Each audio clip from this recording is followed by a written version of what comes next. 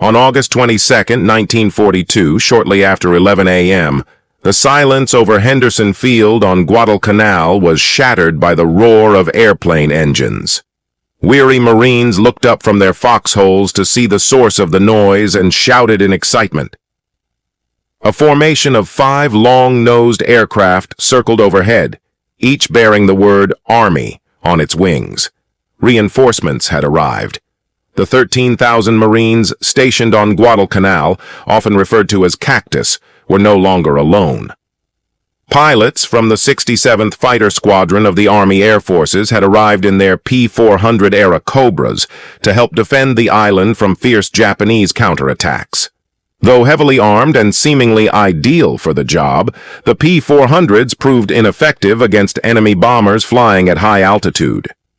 When the aircraft engaged in combat, they were often outmatched by Japanese Mitsubishi Zero fighters operating at low altitude.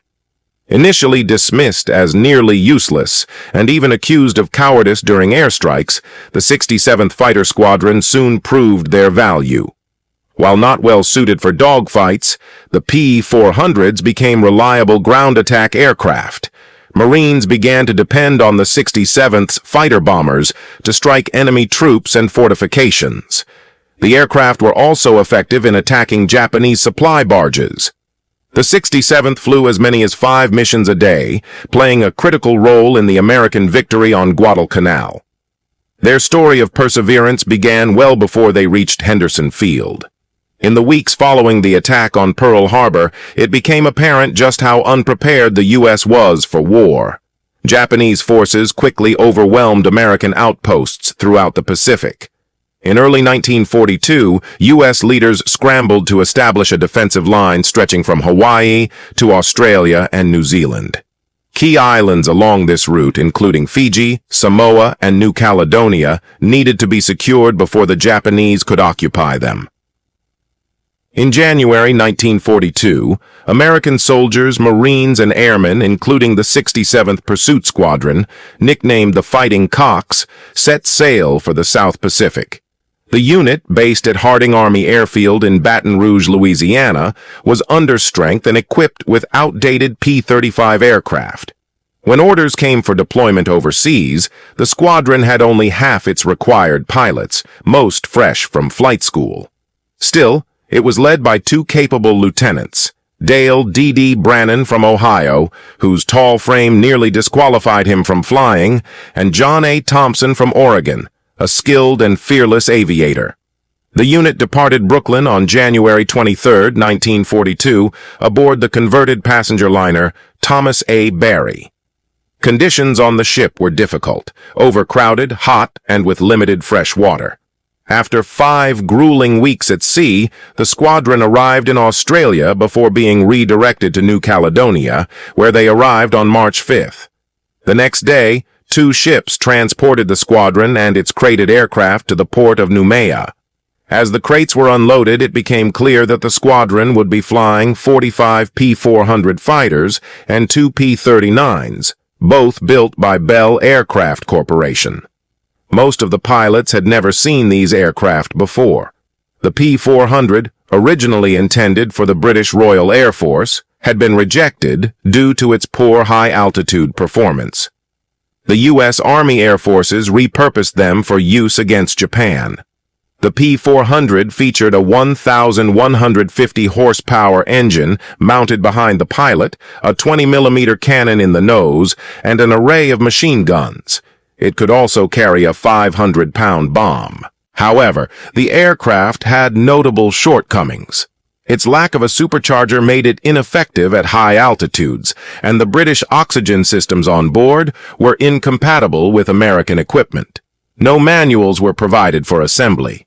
The squadron had only 10 toolkits and lacked the specialized equipment necessary for modern aircraft assembly.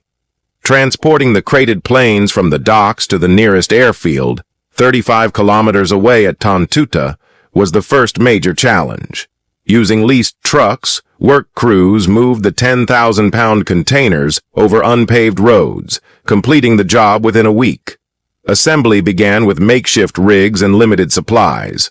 Master Sergeant Robert Foy, The squadron's experienced line chief documented the difficulties: missing propellers, blocked fuel lines, and even miswired electrical systems that reversed control functions. Despite the rain, mud, poor food, and disease, the squadron persevered. Their workdays stretched from 5 a.m. until nightfall, without complaint. Brannan and Thompson conducted the first successful P400 test flight over New Caledonia on March 28th. Once the aircraft were operational, the two began training their inexperienced pilots. When the Army Air Corps transitioned into the United States Army Air Forces on May 1st, morale improved. The 67th Pursuit Squadron became the 67th Fighter Squadron. As spring turned into summer, they patrolled New Caledonia in preparation for combat. The American naval victories at the Coral Sea in May and at Midway in June had slowed the Japanese advance. The pilots of the 67th knew their fight was coming soon. American air power had stalled the enemy's progress in both battles and prevented Japanese forces from striking critical Allied positions in Australia, New Zealand, New Guinea, and potentially Hawaii. Shipping lines were temporarily secure. However, reconnaissance flights over the nearby Solomon Islands brought troubling news. Patrol planes spotted a newly constructed airfield on Japanese-controlled Guadalcanal, just 560 nautical miles from Allied facilities on Espiritu Santo. There was a real risk that land-based bombers from Guadalcanal could sever Australia's connection to American forces and endanger major supply routes. Guadalcanal had to be taken, and fast. Marine Major General Alexander A. Vandegrift was given the mission, and his reinforced 1st Marine Division was sent to New Zealand for training. In just 5 weeks, Operation Watchtower, the first major American offensive landing of World War II, was planned, rehearsed, and launched. The invasion began on August 7, 1942. Although the half-built airfield on Guadalcanal was quickly seized, Japanese troops on nearby Tulagi, Gavutu, and Tanambogo put up fierce resistance. That evening, as transports were unloading supplies, the Imperial Japanese Navy launched a devastating attack off Savo Island, overwhelming a screening force of American and Australian ships. U.S. naval commanders immediately halted unloading and withdrew the fleet to safer waters. As a result, less than half of Vandegrift's supplies, heavy equipment, and artillery made it ashore. Though most of the Marines had landed, they were left with limited food, mostly Japanese rations like rice and canned fish, and only enough ammunition for 10 days. With Japan now commanding the sea and air around Guadalcanal, the unfinished airstrip became the only lifeline for supplies and evacuating the wounded. Finishing the airfield became Vandegrift's top priority. He also recognized that air power based at the field could disrupt enemy bombers and ships threatening his position. On August 19th, the airfield was made operational and named Henderson Field in honor of Major Lofton R. Henderson, a Marine pilot killed at the Battle of Midway. The next day, the escort carrier USS Long Island delivered 19 F-4F Wildcat fighters and 12 SBD Dauntless dive bombers to the field. These were the first members of the so-called Cactus Air Force, Army, Navy, and Marine pilots tasked with defending Guadalcanal at its most desperate hour. Orders soon came for the 67th Fighter Squadron, stationed in New Caledonia, to join the fight. On August 22nd, Captain Dale D. Brandon led 5 P400 Aircobras on a 3-day flight to Henderson Field. Even with belly tanks, the aircraft barely made the 560-mile leg from Espiritu Santo to Guadalcanal, escorted part of the way by 2 B-17 bombers equipped with life rafts in case of ditching. Upon arrival, the Army pilots found themselves just a half-mile from the front lines, close enough to hear gunfire. Their headquarters was a decrepit building called the Pagoda. A Marine warned them that air raids were signaled by a black flag raised on a nearby pole, an almost daily occurrence around noon, known as Tojo time. Japanese bombers from Rabaul, over 560 kilometers away, regularly attacked the field unopposed. Hopes were high that the new Marine Wildcats. Their first night was harsh. The pilots camped in a palm grove just 200 yards from the front, facing sniper fire, insects, and constant threats. They were even visited by Washing Machine Charlie, a lone Japanese bomber that dropped harassment bombs at night. No one slept well, including the ground crews who had just arrived by transport ship. On August 23rd, Brandon's men began patrols along the coast of Guadalcanal. While there were no enemy aircraft in sight, Marine scouts reported a Japanese convoy heading south through the Solomon Islands, the beginning of the notorious Tokyo Express, tasked with driving the Americans off the island. The following afternoon, the airfield endured its first major Japanese air attack since the new squadrons arrived. As bombs struck the field, Brandon and Lieutenant Deltas H. Fincher scrambled to their aircraft. Marine Wildcats downed 8 of 9 enemy bombers, while Brandon and Fincher together flamed a Japanese Zero, earning the 67th Fighter Squadron its first official kill. During the Battle of the Eastern Solomons on August 24th to 25th, Cactus-based SBDs fought alongside Navy carrier aircraft. Often operating at mid-altitudes, pilots struggled to determine whether distant specks were enemy aircraft or hallucinations brought on by low oxygen. Another air raid struck on August 26th, signaled by the now familiar black flag.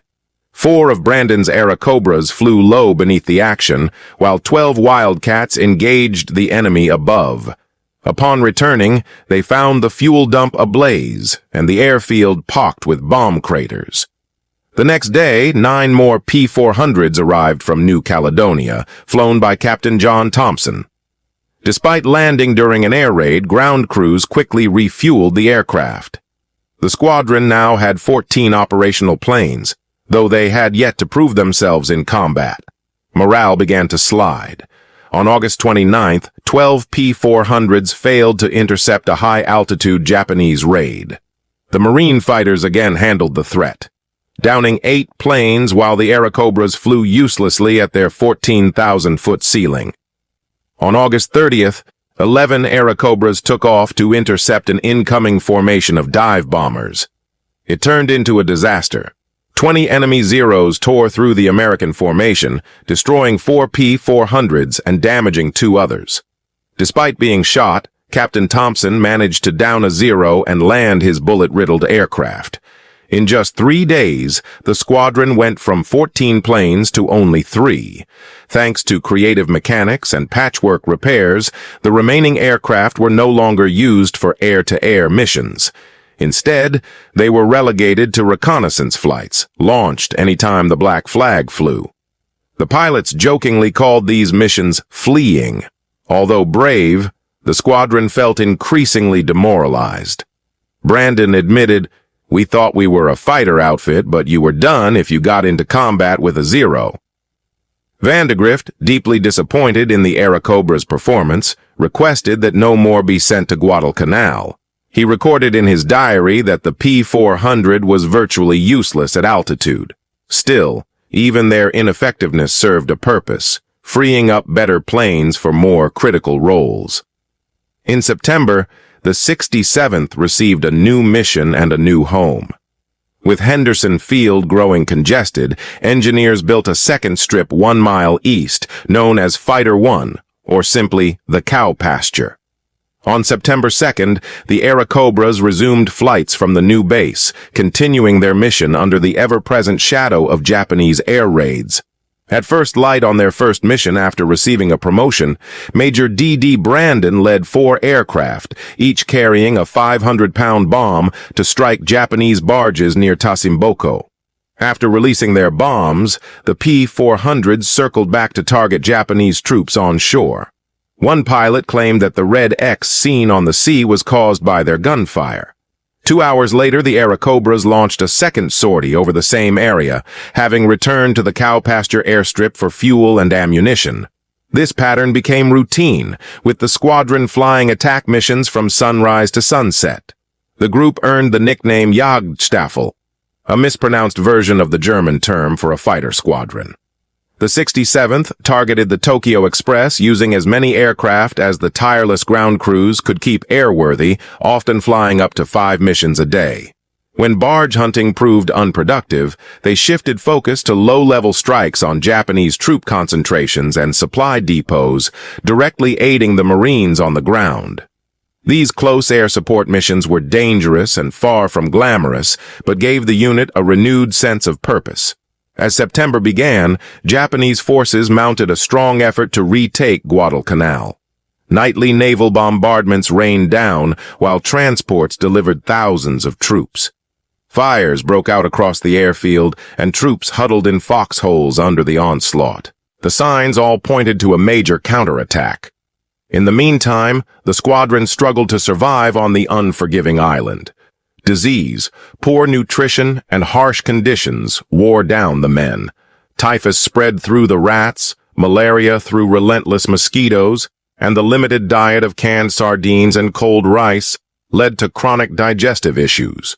Clothing and gear deteriorated rapidly in the humid jungle environment. Extreme heat by day and torrential rains turned roads and camps into muddy quagmires. The 67th faced constant shortages, especially aviation fuel. When Cactus ran out of bombs, the pilots dropped depth charges wrapped in chains as improvised explosives. The mechanics, short on parts and tools, became adept at keeping the aging P400s flying through innovation and determination. Damaged aircraft were cannibalized for parts, and broken planes were rebuilt using whatever was available. One plane, nicknamed the Resurrection, was returned to service after a makeshift repair that included replacing a bent wing with one from an abandoned P-39 and balancing a damaged propeller using melted lead. Unbeknownst to the squadron, 2,400 seasoned Japanese troops under Major General Kiyotake Kawaguchi were closing in on the American perimeter. Naval bombardments intensified. On September 12th, a 1,000-pound bomb exploded just 5 feet from Brandon's command post, injuring him and forcing him to relinquish command to Captain Thompson. That night, the Japanese began a ground assault, using fire to mark their path rather than targeting the airfield. When the battleships ceased fire, infantry from the Japanese 35th Brigade launched their attack, aiming to capture a critical slope south of Henderson Field. The Marines managed to hold them off with fierce resistance.